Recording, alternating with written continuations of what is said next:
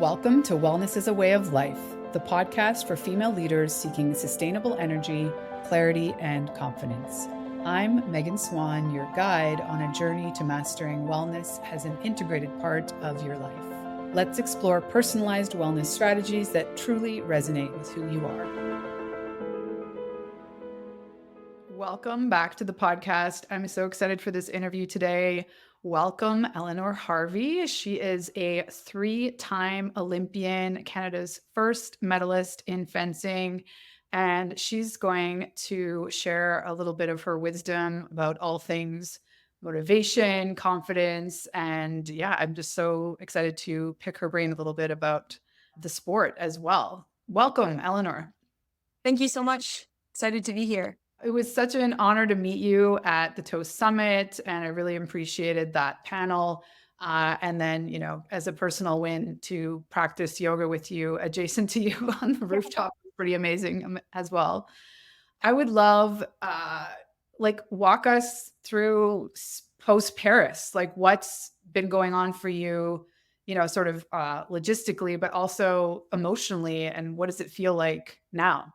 Yeah. So after the Olympics, I had a plan, which was really nice. I think after some previous, bigger events like Pan Am Games or even previous Olympics, if you kind of, it's a very nebulous time for a lot of athletes. So I was really lucky this time to have a pretty clear plan. I knew I wanted to keep fencing. Um, And leading up to the Olympics, the last 4 years, I had been training in Calgary, which obviously worked out really well. But over the course of my time there, almost all of my training partners retired or moved. So as soon as the Olympics were over, came back to Calgary, packed up my car, and drove to Richmond, BC, which is where I live now. So kind of started a new training situation and coaching situation because coaching a little bit as well. So yeah, took a little bit of time off of fencing, and now I'm getting back into it. Been back into it since September now, and yeah, it's been really good to kind of throw myself back into things, but having about a month to kind of process things emotionally too was, I think, very needed, and to give my body a break. I don't know. It's a little bit overwhelming sometimes. Just last weekend, I was at my first Canadian event since the Olympics, and a lot of people wanted to talk to me and tell me what this medal meant to them, and, especially parents with their kids. And so it's a lot to realize that the Olympians that I used to meet when I was a kid, and I remember how that felt of being shaking and meeting them, that I can be that to someone else. So that's a pretty big responsibility that I try to be very mindful about. Well, I do want to talk about that later because I know I mentioned to you my son's now into fencing. He's now into the second part. He's got his license for his foil, which I find it pretty funny for an 11-year-old. But before I ask you a bunch of questions about that, I'd love to point out, I'm pretty sure you said you're literally the only Canadian that does this professionally, that's their Yeah. main job. And congratulations on the medal. And how does that feel being the only Canadian? What's that process been for you? And what is your relationship with some of the other people sort of that you were competing against? Well, each country has their own system for what it means to be a fencing athlete in their country. Canada doesn't have the same rich history that, say, France, Italy, a lot of the European, and now a lot of the Asian countries do as well, where, if they're a fencer on the national team, they get a salary, they get a job lined up for afterwards. Everything is taken care of. Whereas in Canada, we don't have that same history. The people that work in Canadian fencing are truly everyone is trying their best to make it the best experience, to get funding, everything. But it's hard to get funding without getting results first. So I've been very lucky throughout my career to have people support me financially since I was a teenager without random people in my life pitching in the fencing community, I would not have been able to make it to where I am now, at a place where I do have, some sponsors and a private sponsor, and our program has a decent amount of funding as well. So that's all very helpful. And but it does kind of give us more of an underdog mentality, which can be actually pretty powerful, I think. It kind of takes away a bit of pressure, even if, you know, my team were all pretty, like, as individuals, quite successful athletes, but Canadian fencing still doesn't have the same, like, depth and the same reputation that other countries do. So, I don't know. I think So it's like even more of a win. yeah, exactly, exactly. And I think this will help also, like, the medal kind of helps get a bit more attention towards fencing, and I think will has been bringing in a bit more funding for the sport as well. Yeah, I'd love if you could talk a little bit about the mindset or your mindset as it's evolved. You've been fencing for 19 years, which seems crazy, although now that I'm thinking like my son's starting about that age. Yeah. And I think there's a lot of debate or discussion for parents when you feel like your child has a lot of talent in something. Like, what is that balance between having a childhood and allowing them to pursue a passion? And I remember you telling a story about, the day that you won and just in general, your team, like there is some levity and keeping it fun and has that always been part of your sort of strategy or was it a conscious strategy? I would say at this Olympics, it was definitely a conscious strategy. I think that came from having a very unified team and communicating a lot about how we wanted to approach the tournament. We were also together for like we centralized for a couple months before the Olympics and had a lot of meetings about between athletes and then between all the different members of the team. Some we also had like a mental performance consultant with us at the Olympics and the whole lead up, which I think was very, very helpful. She's like uh, a great resource and great person to have around to just kind of keep things together and keep things focused. But yeah, I don't know. I think it's really important, especially for someone like me who's uh, can be pretty intense and competitive. I've always been that way, but I've also, everyone has multiple sides to them. So I think having it really just depends on your relationship with your coach and your teammates.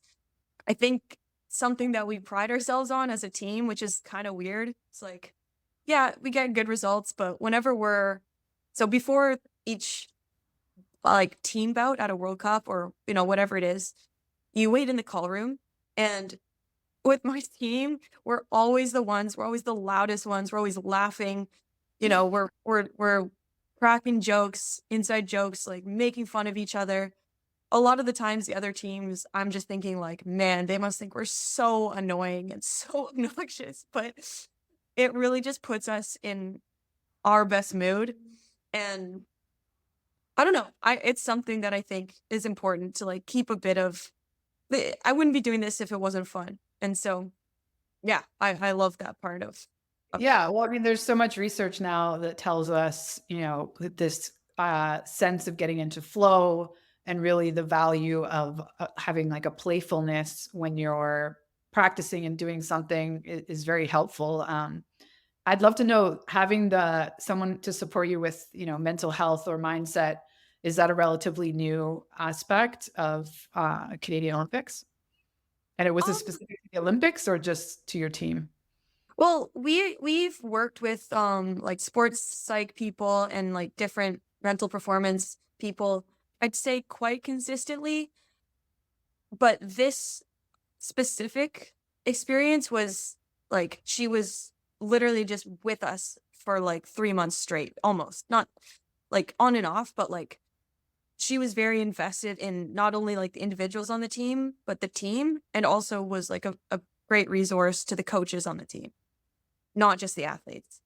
And I think the conversations that between all the staff that they brought to the athletes was just much more there. It was just very intentional about like focusing on each individual athlete and how our strengths could work together. And also she was just someone that like, the coaches are stressed. Sometimes it's better to talk to someone whose job it is to, be there emotionally for the team instead of piling it on to like people that aren't professionally equipped to deal with any type of issue. And I think the trust that we had for her was very ended up like helping us a lot, helped me a lot. I love that. I was actually recently in Elevate, a tech conference in Toronto, and there's two women starting a company that has software, essentially an app that really supports coaches first, and it's all about mental health of athletes.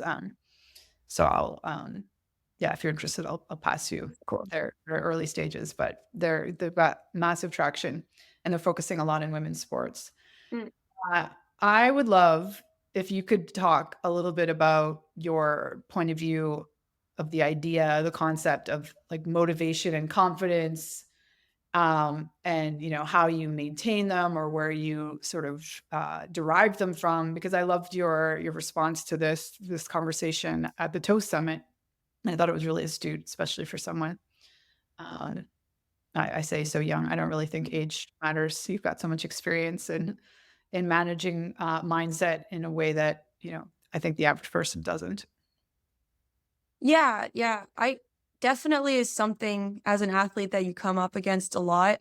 Yeah, I remember I think I said at the summit, like I was talking about how today is a good example of that. Like you wake up and you're like, my body, if I didn't have this goal of being an athlete, would I want to work out like 3 times a day? Definitely not. Definitely not feeling it today. Had the day off yesterday for some reason, still very sore today. But when you decide, it's all about, I don't know, for me it was just about making that like decision, um, deciding like what I personally want, and never questioning that or wavering from that. There will come a time when I will say, okay, I'm done competing. I feel done. But until that time comes, like I think it really, really helps to just decide I'm all in. Like it's a very vulnerable thing to do, but Mm. it really makes it easy to uh do what you need to do when you decide that you're all in. And motivation is something that is never going to be completely steady. Like it will always go up and down.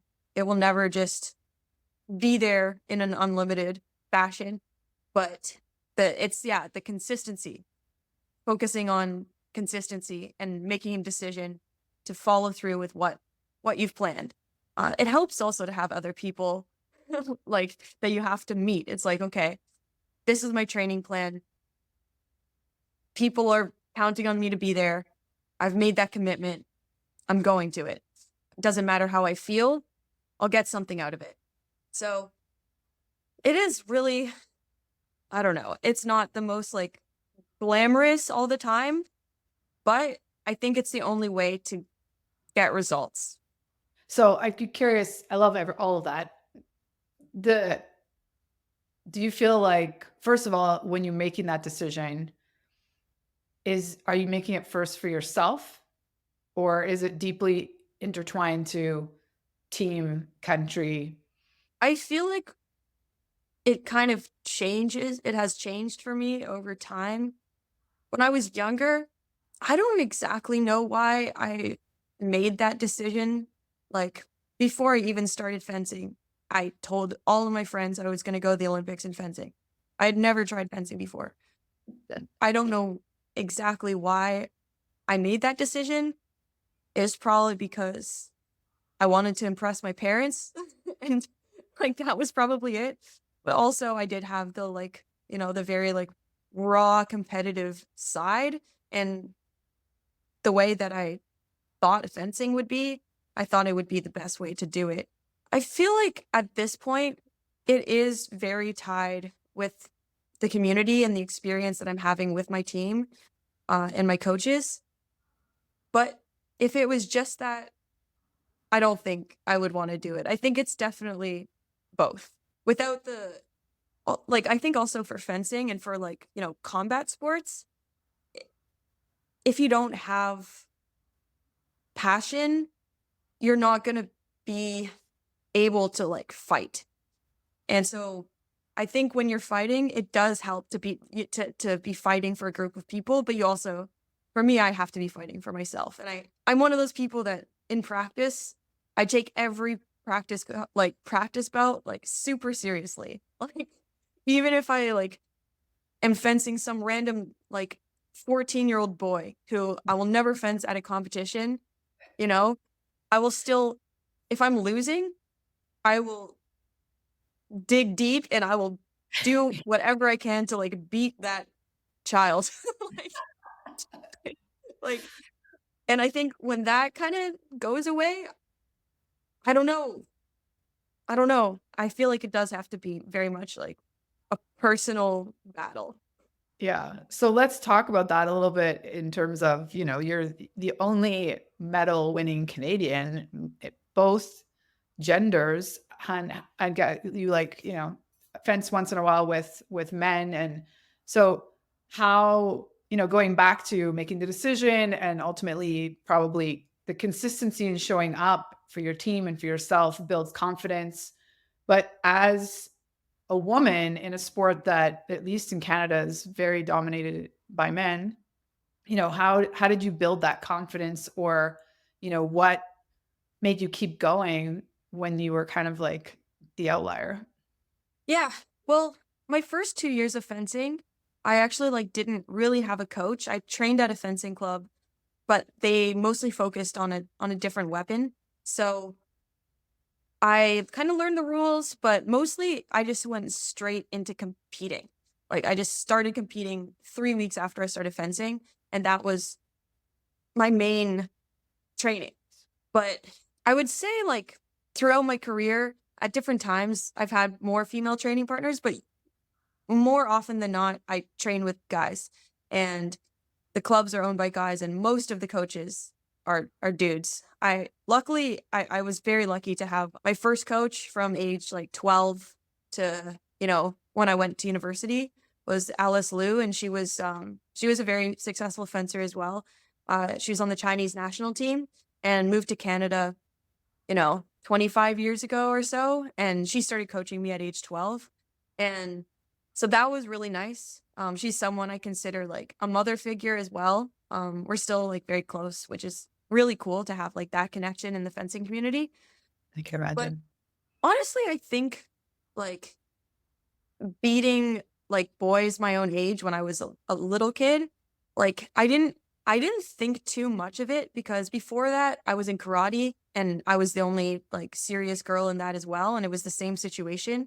I think it became more and more of like a noticeable thing the older I got, when I would be like 16-year-old. By that time I was mostly training with either like little kids, like 12-year-old kids, or like 40-year-old men who were kind of doing it for fun, and they would like, they would fence me because they saw that I was like really into it and I needed people to fence. It wasn't until I went to university that I had like an actual like a normal training environment. So, yeah, I think I just kind of found myself in a place where I didn't feel like I fit in with either, because a lot of Yeah. the time the girls at my fencing clubs were not super competitive. They were very nice, but they weren't, I didn't relate to them at all. And Didn't then have to drive. boys, yeah, I think they just hadn't, they were like, "Oh, let's try fencing." And like it just wasn't like the same thing. We weren't there for the same reasons. And then a lot of the boys I felt like I could relate to more, but they viewed me as different. So I didn't quite fit in with them either.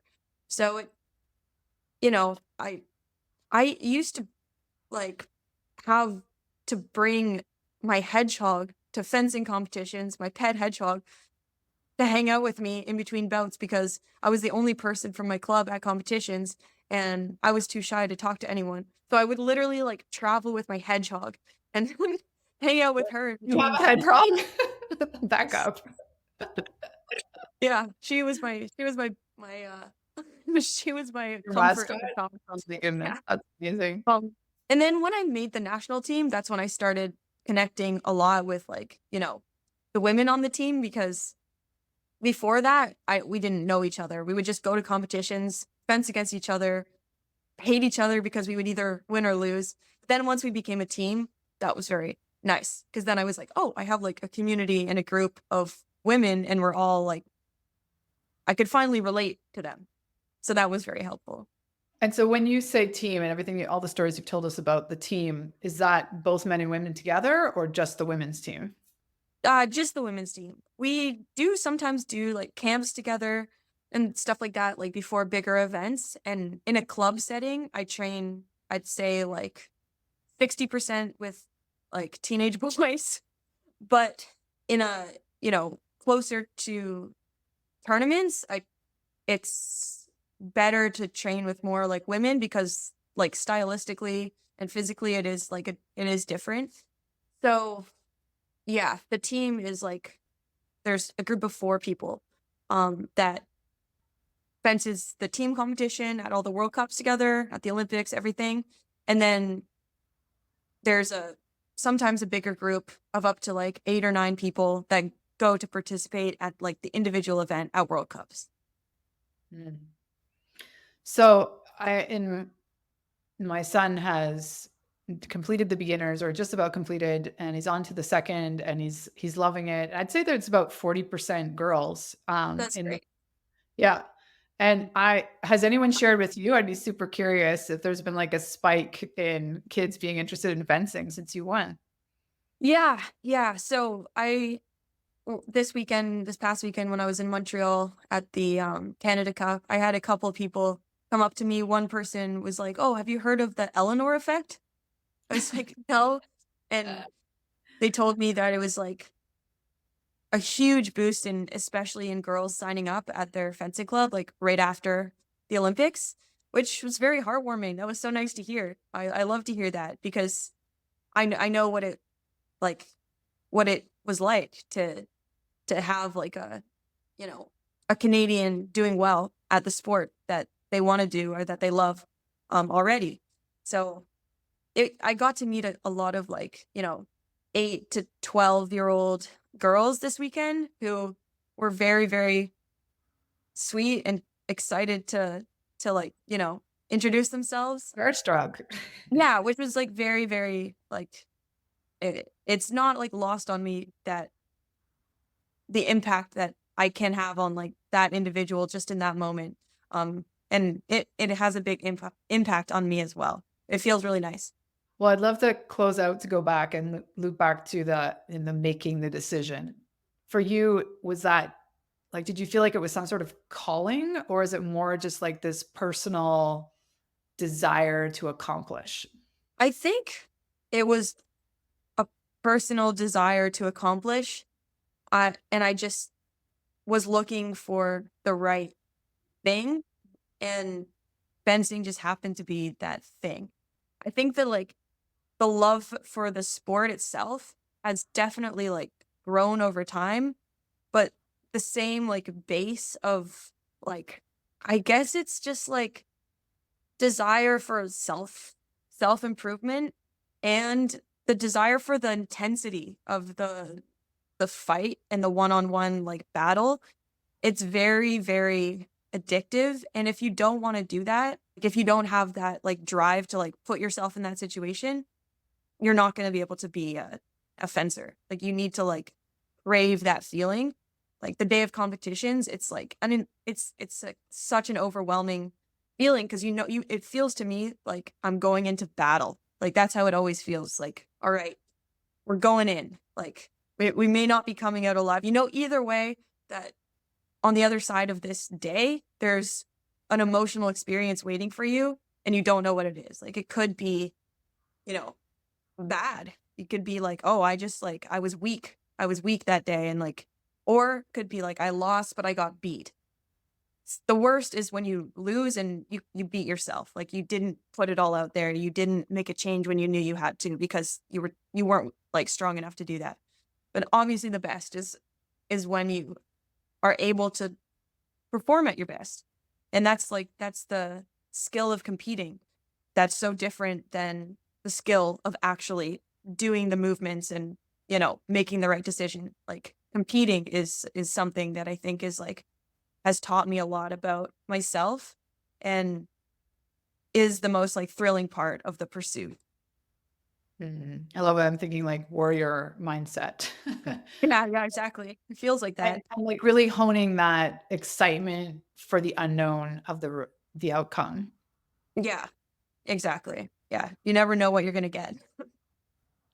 Beautiful. Well, I hesitate to ask you this because I'm sure that's what everybody asks you, but like what's next? But maybe just don't go too far out. Like, what are you looking forward to do by the end of the year? You I'm personally really in looking, the yeah, sport. I'm really looking forward to the season starting up again soon.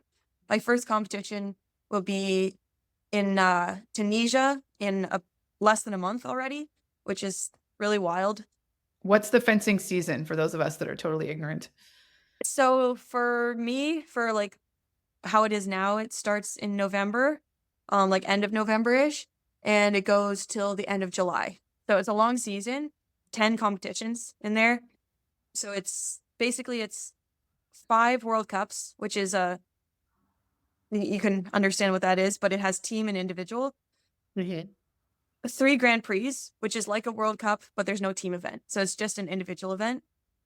And then after those 8 are done, uh, we have Pan Am Championships and then World Championships. And if it's an Olympic year, it's Olympics, not Worlds, but this year it'll be Worlds. So yeah, we kind of just travel all over the world. Yeah, first one is Tunisia, then Korea, Hong Kong, a bunch in Europe, couple in like Central South America. So what I'm really looking forward to this year is like I'm not sure if I touched on this at the Toast Summit, but in the team event we were extremely close to winning another medal. We lost by 1 point in like it goes up to 45 in the team event instead of 15, but Mhm. we lost 33-34, I think. Right. So we were, So 1 second away like from having a chance to go into overtime and fight for the bronze medal.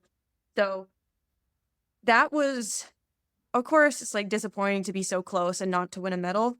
We really showed ourselves something at that tournament, and I personally, and I think my team as well, are very, very motivated by the chance to win. We've never won a World Cup medal in the team event.